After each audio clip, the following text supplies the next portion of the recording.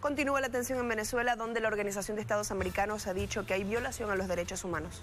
Con un contundente mensaje en su cuenta de Twitter, el secretario general de la Organización de los Estados Americanos, OEA, Luis Almagro, condenó la flagrante violación de derechos humanos a jóvenes dirigentes del partido opositor Primero Justicia, PJ, detenidos el jueves en Venezuela.